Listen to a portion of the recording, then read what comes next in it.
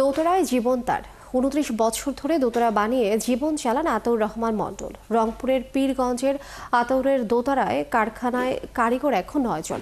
দেশের বিভিন্ন এলাকা থেকে এখানে দোতরা নিতে আসেন পাইকাররা। আসে শিল্পী ও শিল্পকলা একাডেমি। গাইবান্ধার সাদুল্লাপুর থেকে জাকির তোফায়েলের পাঠানো তথ্য ছবিতে প্রতিবেদন।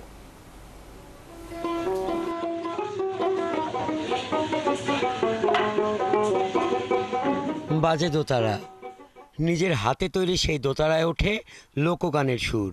২৯ বছর ধরে নিম আর কাঁঠাল কাঠ দিয়ে দোতারা তৈরি করেন আতাউর রহমান মণ্ডল। নিপুণ হাতে কাঠে নকশা এঁকে বাটালের ওপর হাতুড়ি পিটিয়ে দোতারা ফুটিয়ে তোলেন। পরে দুটি তার জুড়ে দেন সেই শক্ত কাঠামোয়। শিয়া বাটার ও ভিটামিন ই সমৃদ্ধ লিলি হালাল বিউটি সোপ, তারুণ্যময় উজ্জ্বল ত্বকের জন্য।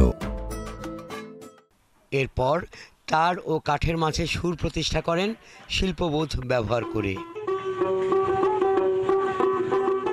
গাইবান্ধার সাদুল্লাপুরের সীমানা লাগোয়া গ্রাম রংপুরের পীরগঞ্জের ১০ মৌজা পানেয়া। এখানেই বসবাস আতাউরের। ঢাকা, সিলেট, খুলনা, কুষ্টিয়া সহ দেশের বিভিন্ন জেলার হাজারো মরমী শিল্পীর কাছে চলে যায় আতাউরের দোতারা। এখন আর্থিক সমস্যা যদি কিছু দেওয়ার ব্যবস্থা করে পারে কেউ, কোনো বিষয়ে হোক, কোনোভাবে হোক কিছু টাকা। হাতে তৈরি দোতারার চাহিদা অনেকটাই কমে গেছে বললেন আতাউরের কারিগররা। তার কারখানায় এখন কারিগরের সংখ্যা ৯ জন।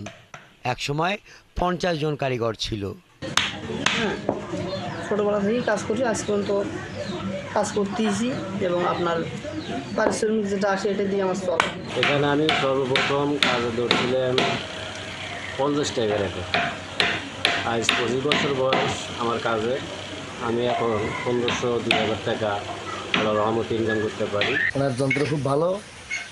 আমরা যারা যন্ত্র বাজাই সবাই আমার কাছ থেকে যন্ত্র নিয়ে এসে ওরা সবাই বাজাতেছি। সাদুল্লাপুর শিল্পকলা একাডেমির সাধারণ সম্পাদক জানান, বিভিন্ন একাডেমি তার মাধ্যমেই সংগ্রহ করেন আতাউরের দোতারা। ঢাকা, চট্টগ্রাম অনেক জায়গায় আগে অবশ্য উনি এগুলো দিতেন, সরবরাহ করতেন। তো ইদানিং আসলে আধুনিক যন্ত্রপাতির চলে আসার কারণে এই দোতরাগুলোতে ইদানিং অনেকটা ওনার বিক্রি অনেকটা কমে গেছে। তো আসলে আগের মতো সেরকমভাবে ইদানিং আর সাংস্কৃতিক অনুষ্ঠানও হচ্ছে না। মাসে ২০০ থেকে ২৫০টি দোতারা তৈরি করেন আতাউর। মানভেদে সেই দোতারা বিক্রি হয় ২,০০০ টাকা থেকে ৮,০০০ টাকা পর্যন্ত। হাসান আহমেদ, ৭১।